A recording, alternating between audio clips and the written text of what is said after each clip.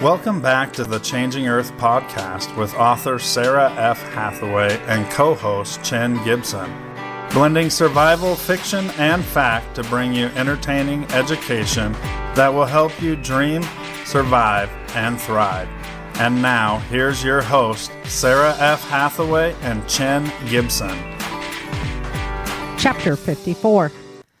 Flying across the morning sky, Cole was shocked watching the chaos unfold under him again.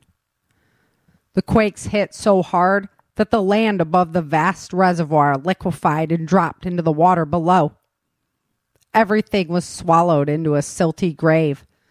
The water was littered with the remnants of the past. Survivors of the disaster flooded onto the land on either side of the vast lake. "Oh my God, Major. What will we do now?" Johnny asked. "How many more refugees did it just create?" Cole asked, looking at him. Cole knew they would be assigned to round them up, and he dreaded the task. The new capital city in Kansas starkly contrasted with the destruction they had seen unfolding before their eyes. Cole sat lounging on a balcony with Johnny. The scent of flowers floated through the air as Cole stared out across the city bowl they were housed in. The buildings tapered down on all sides to a green garden space in the center. The sound of commerce and motion rang up from below, along with the chatter of a multitude of birds as they danced through the air. "This place is amazing, sir," Johnny chirped, as two birds spiraled up through the air in a magical celebration of life. "Wow, did you see that? And how did they build the outer walls so big? And look at this place. These city bowls are massive. How did they dig the holes so deeply?" "It's deeper than you think. They're all on gigantic ball bearings so the balls can move in the quakes," Cole told him, amused by the young man's enthusiasm. "Have you seen them?" he wondered with wide eyes as he sat down in the adjacent chair. "I have. A whole network of tunnels allows security to travel quickly from area to area. Plus, the tops close during the storms or tornadoes," Cole explained. Johnny's neck craned as he gazed upward, imagining gigantic lids that could cover the entire city. "That's crazy," he commented, standing back up. He went to the balcony trying to see down to the road, but all he could see were the roofs of other rooms. "The tunnels provide an alternate escape route?" "That's right," Cole answered. "Will we get to see inside the stadium bowl?" Johnny asked. "Not on this trip," Cole told him honestly, taking a sip of his drink. "What's it look like?" he wondered. "You saw the glass outside that rises into the air. That bowl is not as big as the city sectors. The walls are lined with seating and private balconies for the elites. It's where they host government meetings and community events." "That's awesome," Johnny commented. "It really is, but it was built on the backs of many refugees," Cole explained solemnly, thinking about the vast number of people he saw fleeing the Ogallala. From inside the hotel room, a knocking came at the door. Cole rose from his chair, heading inside to answer it. Johnny followed on his heels. As Cole approached the door, a mercenary soldier declared, "Sir, General McClintock will see you and his son now." Upset by the delay, Johnny commented, "It's about damn time." Cole snapped him a corrective look before turning to the soldier and commanding, "Lead the way, soldier." They traversed the hotel section and followed the curve of the bowl around to an office building. Entering a large, busy room with mercenary forces operations, the noise of typing, talking, and beeping filled their ears. The soldier led them to a hallway that broke off in the back. The hall opened into a small waiting room at the end, and the mercenary soldier knocked a couple of times on the door before opening it. "Major Virgis and your son, sir," the soldier announced to them. General McClintock rose from his chair and approached. He shook Johnny's hand formally, greeting him. "Johnny, it's so good to see you, son." "Hi, Dad," Johnny replied. "Do you mind waiting outside until we're done?" McClintock asked his son. Completely deflated by his request, Johnny mumbled, "Whatever," before leaving. Paying no notice to the boy's attitude, McClintock answered, "Thanks, son. Major Virgis, please come in and sit down." Johnny left, closing the door behind himself. Focusing on McClintock's desk, Cole noticed another man sitting there. Major General Barnes, I wasn't expecting to see you here today. These are delicate topics we speak of here today. The entire leadership of our forces needs to agree, or we are lost, Barnes replied honestly. With the collapse of the Ogallala, you're going to be a very busy man, Major, McClintock commented. As the Major General says, these are delicate matters that just got more complicated. In more ways than one, Cole explained. McClintock nodded at him. I heard that William Baker was killed. Was it the feds? Cole shook his head negatively. No, his death was completely accidental. He was killed by a refugee woman. How? McClintock inquired. A soldier uncovered a trapdoor. When he opened it, William had the drop on the soldier. The woman was part of the Federal Rescue Squad. She grabbed the soldier's sidearm and killed William. It's a damn shame. He was starting to win a lot of cases and sway a lot of public opinions. The woman that did it is the lone survivor. The one from the story all the refugees pass around. They call her the savior of the refugees, Cole explained. Barnes smiled widely at Cole. You're not buying into that crap. It's just a story. Even if it was just a story, it's the momentum of the story we need, now more than ever. But she is much more than a story. I've met her. She is everything the story says she is and so much more. Things are only going to get worse with the Ogallala disaster. McClintock wondered, what do you plan on doing with her? She's strong enough to rally the people, Cole explained passionately. Stirring on his words, McClintock looked confused. How can we get her voice out there without William? His supporters are already questioning their loyalty, and the majority of them just got scattered throughout the refugee camps. There's more to the story than what you're telling us, Barnes pressed. William's daughter has been arrested. She's being held in Las Vegas, Cole informed him. I know you care for her, Virgis, but we can't do anything for her, or there will be a war for sure, McClintock warned. Las Vegas will be flooded with incoming, and the processing will be chaotic. What if I could arrange to get her out without our involvement being known, Cole suggested. If you get caught, we can't go to bat for you, Barnes warned. You both know we have to make a move sooner or later. Our force is strong enough to stand against them, Cole encouraged him. Finally, something I agree with. We should use the Ogallala's chaos to free the Appalachian area first. The feds are going to be distracted by a flood of people. Now is our time to move, Barnes stated. McClintock's face scowled. The Appalachian Islands has a line of battleships that patrol it. Only in the south, the Mississippi Sea is too shallow in the north, Barnes commented. You two are already talking about all-out war. Why not let Erica try first, Cole interjected, surprised by the direction the conversation had taken. I don't want another civil war in this country, McClintock said, standing from his desk and walking towards the window. He paused for a moment, staring out before he turned back towards the men. But we all agree something must be done. At least check her out before you dismiss the idea, Cole suggested. Barnes took a deep breath, admitting, I suppose we can give it that. Let's reconvene tomorrow, and we'll make the decision then. You two are dismissed, McClintock told them, sitting back down at his desk and flipping through a stack of papers. Cole strolled towards the door, letting Barnes leave before him. Hesitating at the door, Cole commented, Sir, your son is waiting. Tell him I'll be out in a moment, he declared without looking up.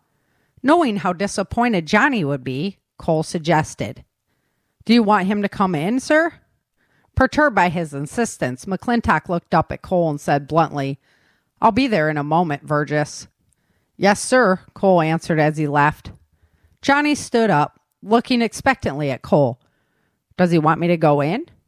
No, he said he'll be out in a minute, Cole answered, trying to keep his voice neutral. An angry look adorned Johnny's face, and he looked to the ground, slightly shaking his head. Whatever, I'm going back to the room. Concerned, Cole suggested, just wait for him. Johnny's eyes met Cole, and he declared finitely, No, Virgis, I'm done waiting for him. Don't you understand? That's why I left. I'm done. An awkward silence persisted for a moment as Cole chose his next course of action.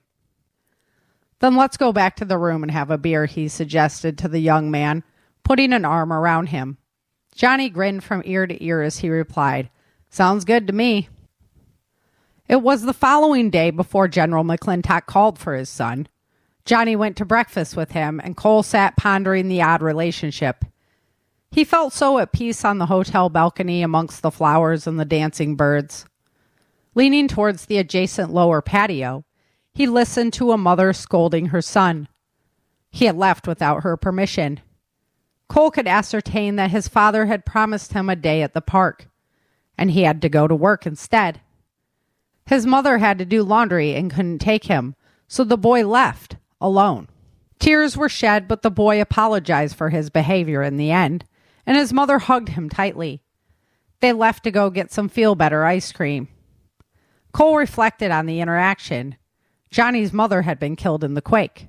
Cole had been the one to console him. Cole heard the front door and Johnny called, "Major, are you out here?" "I sure am," Cole replied, walking back in the sliding glass door.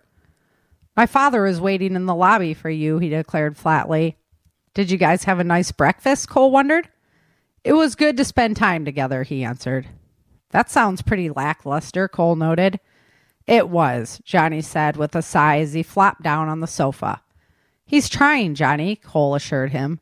Johnny rolled his eyes, replying, "That's what you always tell me." "He is," Cole assured him, straightening his uniform. "I gotta go. We'll talk about this later." "Whatever," Johnny mumbled as Cole left out the door. Cole found McClintock waiting for him in the lobby. "Good morning, Virgis," McClintock greeted him as Cole approached. "General McClintock, sir," Cole responded. "Walk with me to my office," McClintock commanded. "Yes, sir," Cole agreed. As they walked, McClintock explained in a hushed voice. "I looked into your refugee, Erica Moore. It wasn't hard to track her on the federal database." "What did you find out?" Cole responded quietly. "Before the quake, she lived in Georgetown, California. When you cross-reference that information to the missing persons database, a couple named Earl and Kay Moore in Minnesota is looking for them. They live right by our base."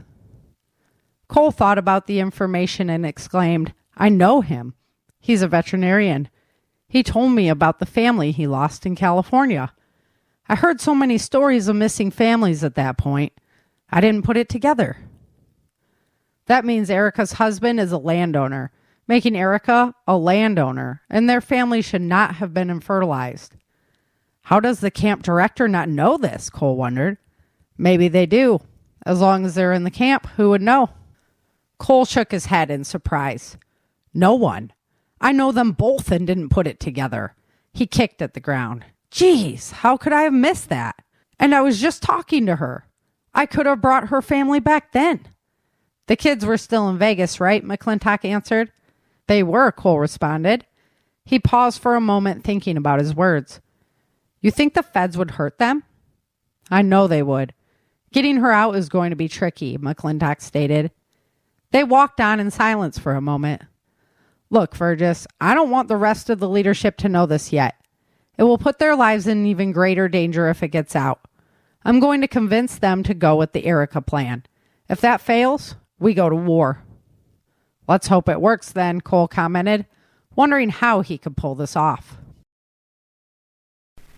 Hello, and welcome back to the Changing Earth podcast. This is episode number 459, season 15, episode 45. Hey, Chin, what's up?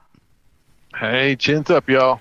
Man, just, technology. I'm just beating my head against the wall today. I love new computers. Yep, gotta love them. Till you get everything dialed in again. So, we got a special guest with us today, Nicole Wallace. And Nicole, you've been on the show before. You were with the Prepper Ladies. So why don't you go ahead and say hello.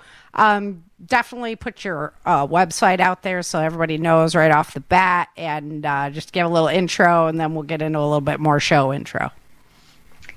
Well, hello, everybody. And Sarah, thanks for having me back on. It was so much fun last time. I'm looking forward to this. So I own and run Wolf Fire Firearm Safety and Instruction. The website is wolf-fire.com. We've got Instagram, we've got Facebook. And so we teach anything from beginner to pretty advanced tactical firearm stuff. It's always such a good class. You do a great job. I love being able to give women confidence for self-defense, obviously. And so that's why I really love what you do as well. Great job out there.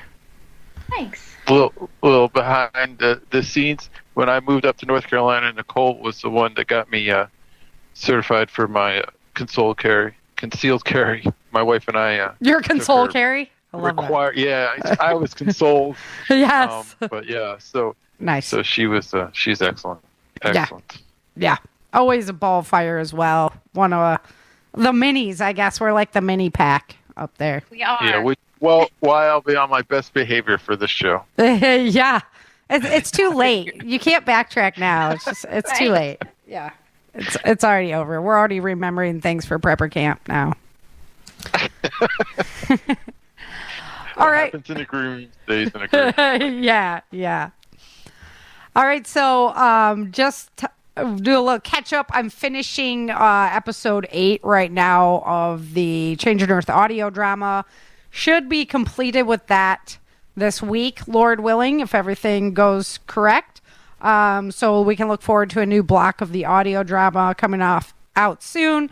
And then we'll be doing the Family Feud episode as well.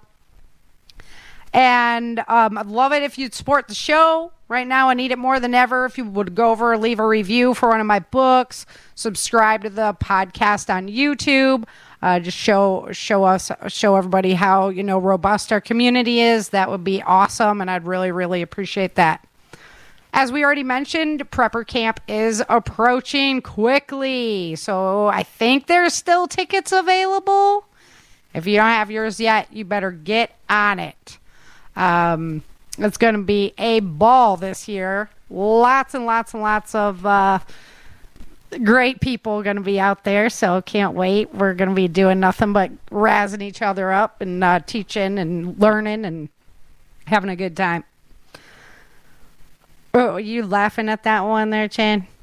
Not at all. I'm going to be right next to Mr. TJ Swenson all weekend, so I can only imagine the torture that I'm going to endure this time around. Mr. Goose Egg. So, yeah. Let's see. On our Virgis episode, he was flying out over the Ogallala. It was the Ogallala collapse. First time that I've really brought the audience in front and center on what that collapse looked like. We didn't really see it in Erica's books. We heard about it, but he got first and bird's eye view of looking at the destruction there. And they end up in the capital city, quite a different place from the destruction that he saw. It's this rebuilt place. And Nicole, you'd have to learn about it. It's got the it's like these huge bowls they built into the earth so that they can rotate with the earthquakes. Pretty neat little concept. But yeah, protecting your home. Then the tops can close down if there's like a tornado that comes through or whatnot. So excellent. Like, when can we build those things, right? Right. And then Virgis finds out that Erica is actually a landowner, so she's been in this FEMA camp for 9 years when she shouldn't have been. The age of 13, they infertilize everybody, so she has 2 children that have been infertilized when they shouldn't have been, and so this is a pretty big scandal in the Changing Earth world, and it's kind of what starts a lot of gears into motion there. So, coming into the end of the book. But today, we're talking about homes. We're talking about protecting your home. There's a lot of threats coming to our homes right now.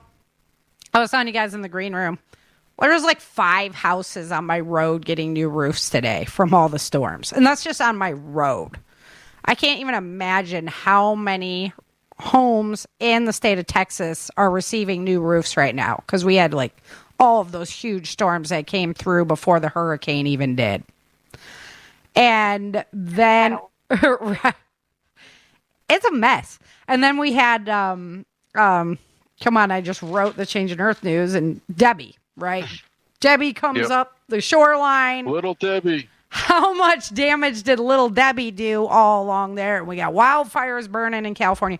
You know, how long can we just continue to rebuild and just pretend like nothing's going on? We're not going to change anything. And then there's another major threat to our homes that comes in the form of chaos. So we brought Nicole on the show today to talk to you a little bit about, you know, protecting your home from both avenues. And I'm going to kind of just open it up to you, Nicole, and then pick your brain as we go. Sounds great. All right.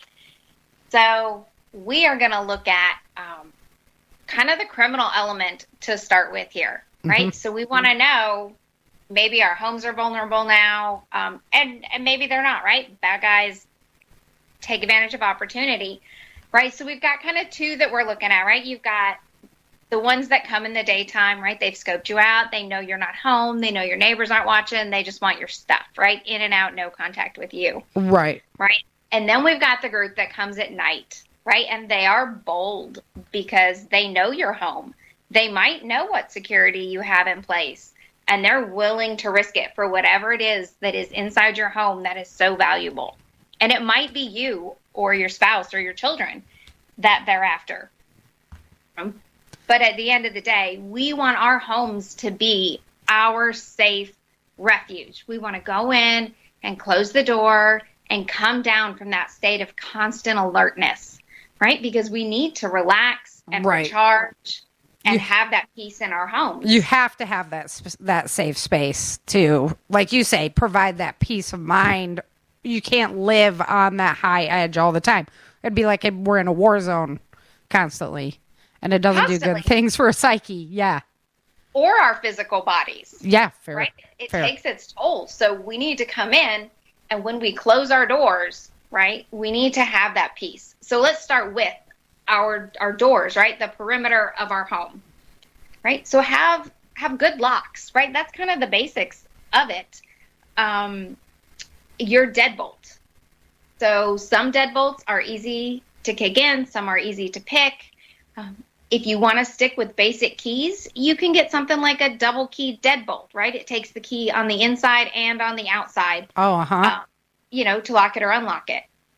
Don't leave the key on the inside if you have a double key deadbolt, right? Because if you have a door that has those little windows on the side, tink, easy to break. They've turned the key, but don't hide it, because if you need to get out in the middle of the night, you need to find it. Fair. We can get electronic locks for our doors, right? So many people have these smart locks, and they're getting smarter and smarter. Some of them, there's a company called Lockly, and there's other companies out there too, but the keypad is electronic, and it changes each time it pops up for you. So the person across the street who's watching, maybe they memorize, the motion of your fingers, but it's different each time. So it prevents somebody from recording that and kind of finding out what your password is.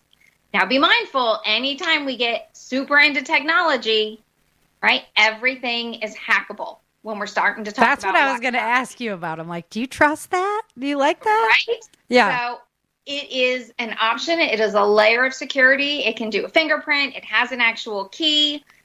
Some people love technology. Some people still I just want my keys and my deadbolts and my chains on my door, right? Whatever your situation is and whatever you feel the most comfortable with, that is what you need to do. But let's start with the locks on our doors and make sure that we have them and that we use them. Yeah. Our doors are our most vulnerable spot, right? Followed by our windows. Okay, so easy to break through a window. So if you want to secure your windows, we are not trying to be Fort Knox, but we do want our homes to be secure. So there's a film you can get at any home goods store, Amazon, and it's just a film like tint. You can get clear, tinted, you get some pretty ones, you spray water on your window, you put this film on there, and it's just shatterproof film. Okay? Oh, that's cool. Yeah, if somebody hit it with a rock or a crowbar. But that would also protect with hail and stuff like that, because the hail has been getting more and more severe. I mean, I'm not going to say it's going to protect against baseball size But it's been getting very severe hailstorms lately. I've had a lot in Texas. Yeah. Yeah, it's oddly large hail in Texas. Yeah, like golf ball size, not far from here. Yeah. Yeah. Right? So the glass itself will break, but it will hold. And I will tell you, if you want something tested, you find yourself a Marine and you say, hey, this is unbreakable. I love that. So that's what I did, right? I got some windows and I put this film on it and I said, hey, let me see if you can break through this, right? He threw rocks at one, at a separate one. He hit it with a hammer. And on a third one, he used one of the glass breaks like you would use to get out of your car. Okay. Yep. Right? Glass all broke, but every one of them held together. It is not impenetrable, but it's going to take somebody some time and some effort. And by that time, you have a few moments to wake up and see what is going on. Yeah, my German Shepherd's on it by then. Right? Yeah. Every layer of security we have gives us some extra time to wake up and be able to respond, because we want to have a good, clear response to what is happening instead of a sleep-induced, right, I just woke up and now I'm reacting and who knows what's going to happen. Right. You need some muscle memory kicking in.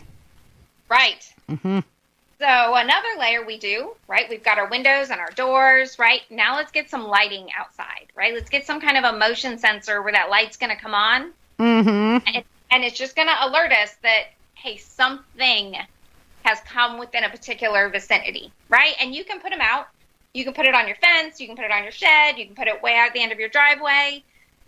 It's just an extra layer that alerts you, and maybe you get up and investigate. Maybe it's just the deer, but okay, I'd rather get up and know that this little family of deer came through than know that I dismissed it and a little group of bad guys was coming through. Right. Or like a bear or predator or something like that as well. Right. People who live out in the country need to know if there's other predators coming, and they need to go out and protect their animals. Yep. So our outside lighting is just another layer. Let it come on. Making sure the outside of our homes is clean up, right? We don't want to give bad guys anywhere that they can hide. Okay, so you can have shrubbery around your windows, right? Some nice little spiky stuff that's going to deter somebody from trying to crawl through that window. But we don't want it so high that they could hide behind it and then slide in our door as we've left our door open because we're hauling things to and from our vehicles. Oh, fair. Right? So Be careful in your landscaping. Have some good shrubbery, and we want that. But make sure that nobody can hide in it or behind it and then surprise us that way. Right. Good call. Right? So pretend you are a bad guy and do this with your neighbors. Walk around your houses and see, how would I break in if I wanted to break into this house? Right? And then figure out ways to secure that and make that a little bit more difficult. Mm-hmm. Right? I mean, remember, we want to be able to get out in an emergency. Right. We don't want to be trapped in our homes. So the film on the window goes on the inside, so you can just peel it off if you need to break your window and get out. Oh, great call. Yeah. Right? But somebody from the outside is going to have a much harder time trying to get through that. Yeah, and like the locks are going to be on the inside to the windows as well, so you can always, you'd be able to slide it up. Yes. That's a good tip, though. So, yes, right? So animals, you mentioned that, right? Your dogs are going to alert. Most of my dogs are. I've got a little old Yorkie who is deaf and will sleep through anything, but I do have a boxer that will wake up, and he's got a nice deep bark. Anything funny going around. But lots of people have, outdoor chickens, donkeys, guinea hens, anything that is going to wake up and make some noise if something unusual, comes through their path. And hopefully that's enough to deter somebody. But if not, it's enough to give you a few minutes to gather your thoughts and put your response into action. Right. Right? So love our animals. Now be mindful, animals can be taken out with a can of wasp spray. Right? It's a neurotoxin. So they can spray that far away, right in that dog's face, and that dog is no longer a threat to them. Mm-hmm. So they are a great layer, and they are going to take one in protecting us, but just know that that is an easy way that somebody is going to be able to defeat our animals attacking them. But that gives you extra time. It does, right? And we're all about giving us every extra second that we can to make sure that we are prepared and we can respond. Okay. So, and in that response, right, the whole family needs to know how we're responding, right? If suddenly somebody makes it through, all of our outside defenses and gets in the house, right? Do the kids in the home know how to respond? Do they know their part and where they're supposed to go? If you hear that door get kicked in and there's some kind of chaos, right? I need my kids to know where they are supposed to go and go there so I can engage this threat and not have to worry about accidentally getting one of my kids in the process. Right. No, and it happens too. You get that adrenaline pumping, everything going on. I know just playing airsoft, one of my dogs has come up on me before and I'm like, oh, well, now you're a dead dog, Right? Yeah. So that's really, really important point. Especially where like areas converge where you would like be coming for each other, like I'm going to go find out, is my child okay? They're coming towards you. Those convergence areas, got to have code words, they got to know where they hide out till you give the all clear. It's a great point. Yes. Yeah, they've got to know that. And I've got to know that they are there because I have to focus on taking out this bad guy. And I just need to know that they're in their safe place and not going to get hurt. And that helps me know where I can engage this person at. Do I need to funnel them to a particular spot? Do I need to take a knee and aim up if, I have a firearm, right? All of that comes into play with where is this person going to be? Right. My other son's room's on the second floor. Don't want to shoot up through the ceiling. Right. Great point. Accidentally hit him. Yep. So we know the inside of our homes better than anybody else, right? You can get up in the middle of the night, you can go to the kitchen, and you can have that quiet snack that you have hidden somewhere all by yourself, right? And nobody is going to ask you for a bite of that. And then you can go back to bed and nobody is the wiser, right? You don't have to turn on any lights. You don't have to do any of that stuff. So if somebody comes in, they don't know your furniture layout. They don't know if, that everybody kicks that end table when they come in, right? That makes a lot of noise. That's for you where they are, right? And you can arrange your furniture so that they are kind of funneled into a place where you are then going to engage them. Okay. So as we know, the inside of our homes, right? That is something we need to protect. So be very careful of who you let into your home. Yes. Right? When someone comes up and they're like, hey, let me offer you this great deal. Let me see your windows. Right? If you let them come into your home and chat with you, they are now scoping out your floor plan. The other one that I've heard too is like when they're building track homes or have like model homes, they can go into like, go in, maybe somebody's home is for sale and it's the same model as, every third house is that model. Then they know the layout of your house, even though they've never been in there before. Right. So your furniture layout is your one personal, defense against how are they going to navigate through that in the dark, right? Because we're not going to turn on lights to figure out what's going on. We just need to know how our home is laid out, and we're comfortable with that. Right. Okay, so be careful who you let in. I agree with that. Right. A home security system is really an important layer in that, right? And you can build your own these days. And of course, there's companies, we know who they are, right? And they'll either charge you a bunch for monitoring and give you a bunch of free stuff, or they'll charge you for the stuff and give you a discount on the monitoring. But typically there is, one control panel. And tall people out there, I'm talking to you, right? Put it down where the shorter people in your home can reach it. Right? Fair enough. Sarah, she was talking to me, not you. Yeah. Right? I was agreeing. I was cheering. Right? Yeah. Right? It needs to be where anybody can push those buttons and call for help, right? Because maybe you're busy and you do not have time to call 911, but we certainly need our great law enforcement guys to come and help us out. Right. So we're going to have all those sensors. Cameras are a great thing, right? They let us see what's going on outside of our house. They can let you see what's going on inside your house. But again, if you can see it, it can be hacked and somebody else can see it. So be very careful inside your home where you put cameras. Yeah. We don't want somebody spying on you. You don't want somebody spying on your family and finding out who's home, who's not home. So I'm not a huge fan of them, but you do get an insurance discount too. Like, insurance agent note, you do get a discount on your homeowner's insurance for having, well, usually a closed circuit system as well as a monitored system. So you can ask your insurance person about that. Yes.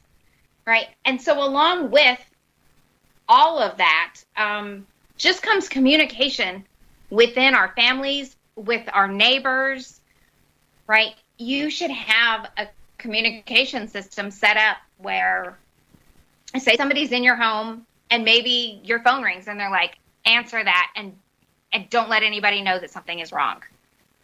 Okay, well, maybe that person calling is, is a friend, right? And you're like, and you answer it in a casual way, but a way that, like.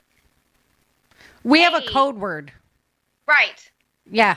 Like my son, I was like, how you doing? Yeah. Yeah. I'm like, if you're ever in a situation, and you're with your friends or whatever, and you want out of that situation, but you don't want to tell me, Mom, I want out of this situation, you say this word to me.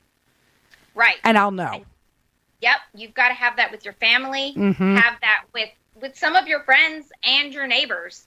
So that way, if they hear that, then they can respond in a way that they know that you are in distress and they can send some help. Or maybe they're part of your response team. Right. Maybe they hear the siren go off. They know what to do. So our community is a really big part. Like survival team, we have a code word for our survival team so that if, you're already on edge and somebody comes walking up who's supposed to be there, but, you get on edge, there's the code word for that as well so that they're your friend and you don't shoot them, Right. Yes. So great segue into what do we do if somebody has gotten past all of our security and has entered our home, right? What are we going to then use to respond and defend ourselves, right? So in America, firearms are one of our wonderful rights that we have. Amen. So whatever firearm you have for home defense, please make sure that everybody who might have to use it is capable of using it. If you have a big old 12-gauge shotgun and your wife is 5 feet tall, she might get one shot off with that, right? Oh, come on. I could totally rack that. No. Yeah, but firing it, right, it's going to rock you back. Yep. Your follow-up shot is going to take longer, right? So fair enough. Maybe there's a better option, right? There are some smaller shotguns out there. There's like half shells, right? A shotgun is a great home defense weapon, but it needs to be appropriate for whoever might use it. I can see that. We also need to have, if firearms are our option, whatever the plan, right? There's an intruder, dad wakes up, he responds to the threat, mom runs and secures the children. Is there a form of defense wherever they are going so that way she can defend them if somebody comes in?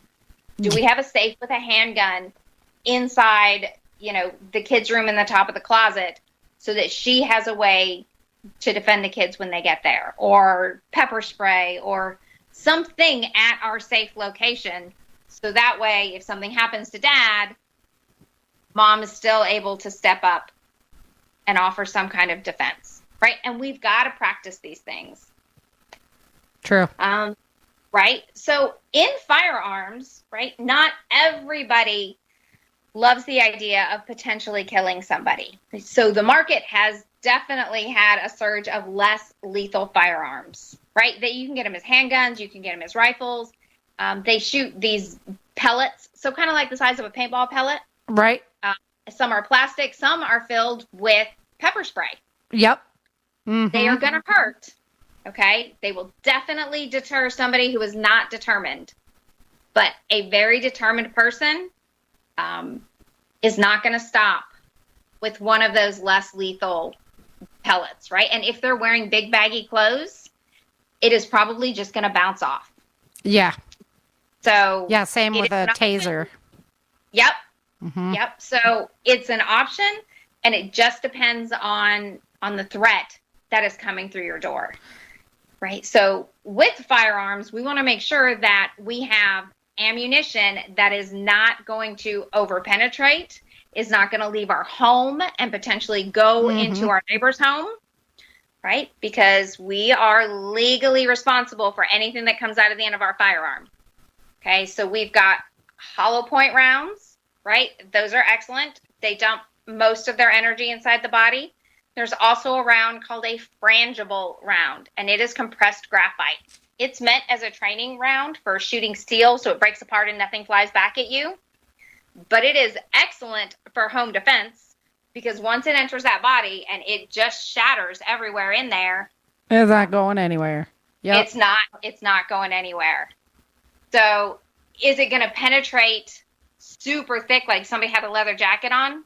Potentially not, depending upon what caliber you have of it. But it hit like a ton of bricks, and if you can fire like 3 or 4 or 5 of them right then, bam. I mean, that's going to hurt. Yep. Yeah. It is. So we need to practice if firearms are our home defense option, because we need to be super competent with those, so that way we can respond and not be fumbling with it and trying to figure out how to make it work. That's a great point. Yeah, I think there's a lot of people who maybe the spouse isn't as comfortable as, like one spouse isn't as comfortable as the other spouse with firearms. So I love that you made the point of like, is there some way for the other person to defend themselves there at that secondary location? You know, that's a great point. One size doesn't fit all. Yeah, yeah. Mm-hmm. And I know, like, you know, my mom has a firearm. My youngest son would go there with her, but not the easiest for her to use all the time, especially if she's just waking up, because she has bad arthritis in her hands and stuff. So that would be a great call for a different type of defensive mechanism that's easier for her to use, like a bear spray or something like that. That's just you can pull it easier. Yeah, that's a great point. It'll spray really far. If you wear glasses, make sure your glasses are by your bedside. Yeah. So you can get up and put them on. If you wear contacts, please have a spare pair of glasses by your bedside. Great point. Shoes. I'm always like, shoes, you know. Right? Yeah. Because you don't... If somebody busts your window, you don't want to be walking through glass, you know, to defend yourself. Or if you had the film on there, then you wouldn't need it. But, you know, always having shoes by your bed is a great idea as well. The shoes, the glasses, and then possibly even gloves. Right. Whatever it is that you are going to have it there and practice. Please, practice. Right? We want to secure as far out from our home as we can, so that way we have as much notice as possible if somebody is approaching, for us to be able to respond and hopefully deter them from actually getting inside of our home. Great points. And then, like you said, be responsible for where that bullet's going, because if you're firing, you know, through a wall, and the home that's next to you is not that far away, especially on the type of firearm that you choose, how far that bullet's going to travel. It's really important to realize, like, what you could potentially be shooting at beyond just the bad guy in front of you. Yep. Find an instructor locally and take some lessons and learn the limits and the capabilities of whatever your home defense weapon is. Just so that way you're not guessing and you're not you're not wondering, and then something bad doesn't happen because you didn't know that was a possibility. Mm-hmm. Great call. Great points, too. I'm glad. Way to go, Chin. Way to go. Getting Nicole on for this show. Yeah, no. You're the man. Yeah. Good. Lots of good material there to add to, because this is a topic I study a lot, so I love to hear the different points. You're never done learning in life. It's the best, most wonderful thing about being alive. Amen. Right. So why don't you let everybody know where you're at again so they can come find you, Nicole? Because, like I say, there's a lot of women who get intimidated sometimes, I think, by like just learning firearms always from men, and maybe they don't feel like as competent then or something. And so it's always great to have a female, honestly, that you can bounce these ideas off of, and you're just as good as they get. So. Well, thank you. And absolutely, we are very different than men. Our bodies move differently. We process things differently. Firearms are a tool, and they don't have to be intimidating once we learn how to use them. So I teach in North Carolina. I'm just north of Charlotte. I am happy to travel within a couple hours of where I am if somebody has a place that we can use as a range. And we can do beginner to advanced, but our website, again, is wolf-fire.com. You can find me there, wolf.fire.firearms@gmail.com is that. And then, again, we are on Instagram and Facebook if you wanted to find us there. And if you have any questions about anything, by all means, just feel free to reach out, and I am happy to answer what I can. Perfect. Well, we're going to jump into some Changing Earth news. You can stick around or you can sign off. Totally up to you. But we're going to go through some of the... we're going to talk a lot about Debbie tonight, actually. So it should be fun. So you going to sign off or you going to stick around? I will stick around and listen. All right. Okay, I'm going to go ahead and play our wonderful music, courtesy of our intrepid commander. Get us all ready for the Changing Earth news.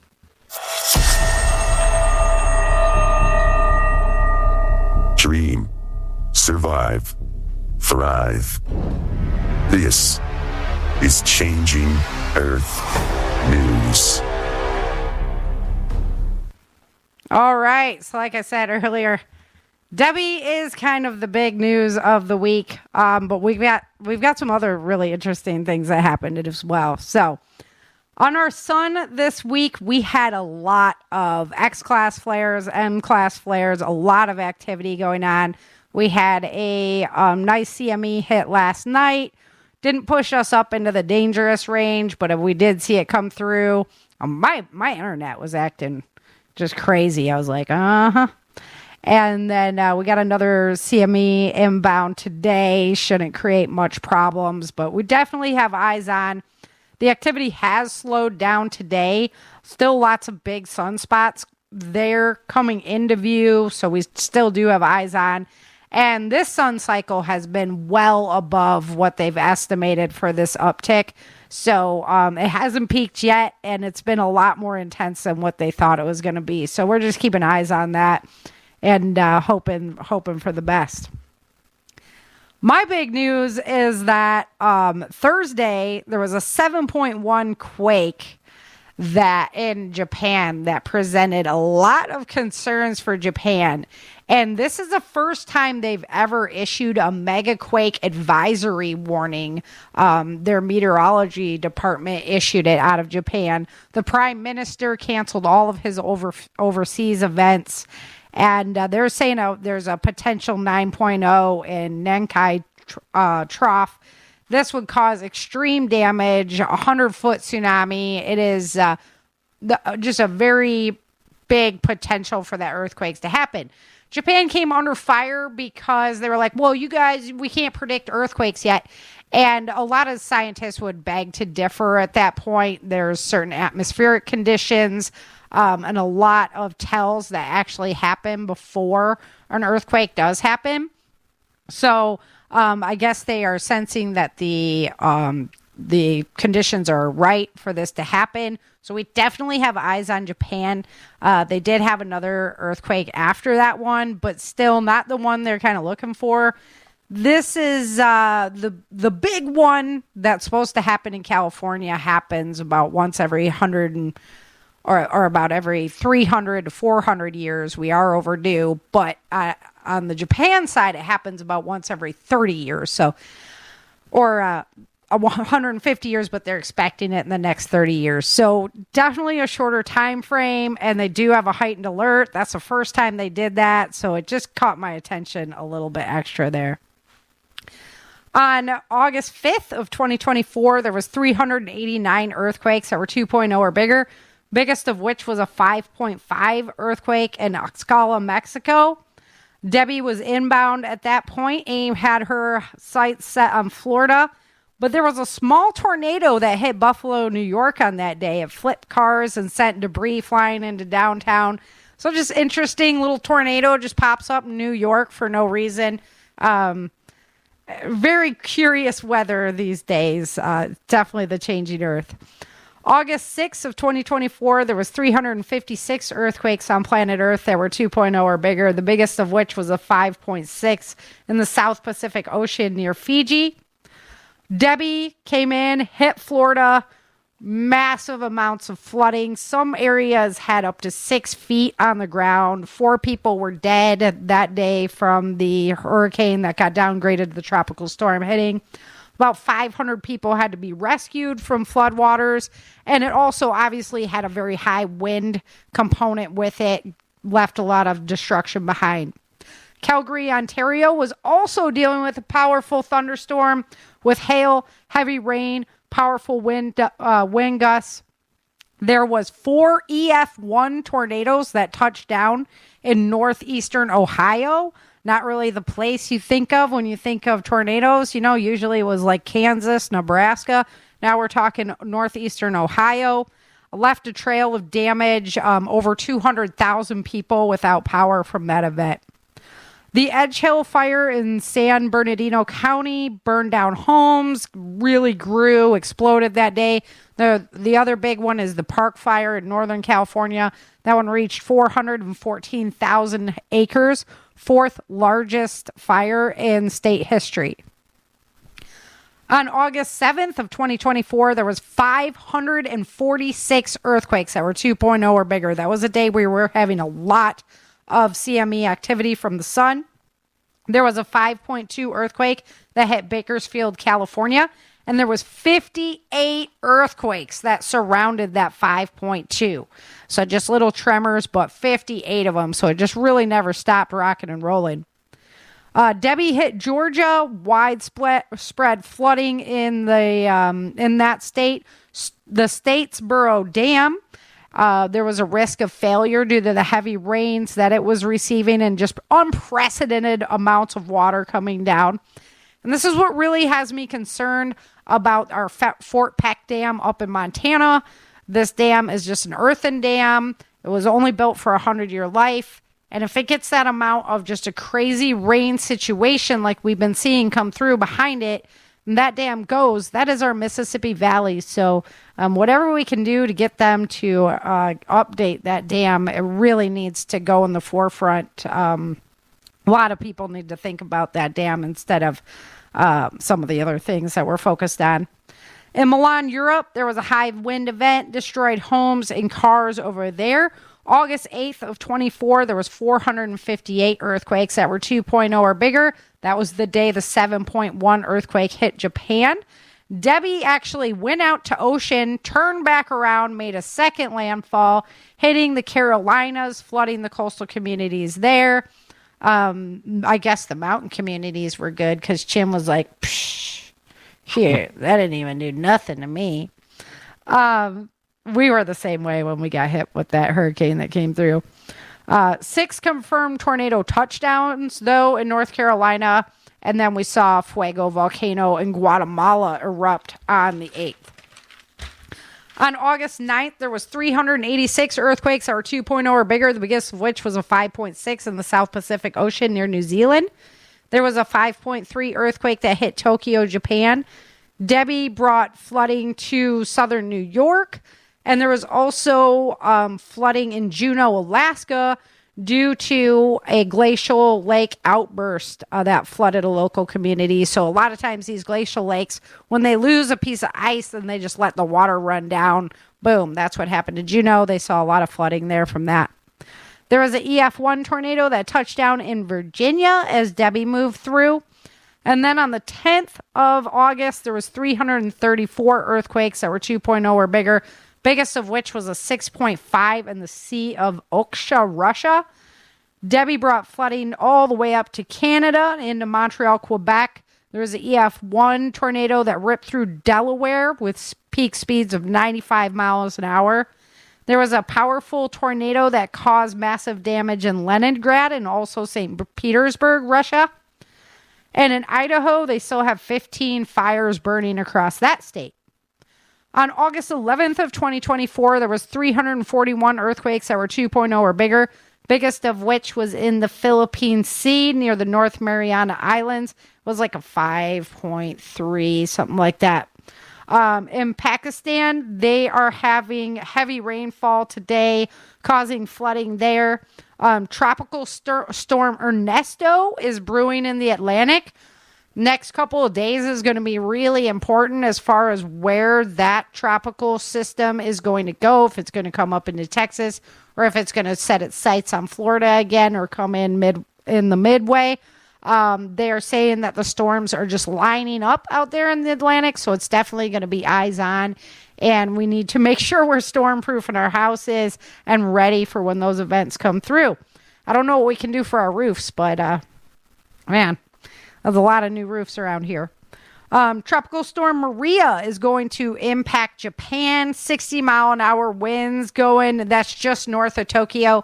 So on top of all the earthquake dilemmas that they're having, they also have that tropical storm moving in at their country as well. It's kind of the double whammy. As far as volcanic activity on our planet, luckily there are no more volcanoes erupting than there were last week. We are still at 34, which is still the most I've ever seen since I began recording. We have 2 more showing minor activity, but we have 2 less showing unrest. So we didn't add any more to the list. We just 2 kicked up from unrest into minor activity. It looks like Iceland's getting ready to go again. We definitely have eyes on that. Grindavik is kind of right in the crosshairs there, so we're going to keep eyes on that this week. As far as wildfires in the United States, we are at a preparedness level of 5. We have 2,418,020 acres on fire in the United States. This has caused from 3 new fires and 79 large active fires. 2 of those fires are contained right now. The number 1 state on the list is Oregon, with 22 fires burning for a total of 1,053,000 acres, and none of those fires are contained. California is number 2 on the list, with 523,032 acres. This is from 9 new fires. There is 1 new one, but none of those fires are contained either. Number 3 is Idaho with 240,000 acres on fire. This is coming from 14 fires, so they got 1 out now, but none of those 14 fires are contained. The number 4 state on the list is Washington, coming in with 168,000 acres on fire. This is coming from 8 fires. There are no new fires, and none of those fires are contained either. So it's just been rough weather out there for them. Dry, high winds. They just can't get a grip on these on the burns. So not a good situation. I need some rain on the West Coast. Too much rain on the East Coast. Not enough rain on the West Coast.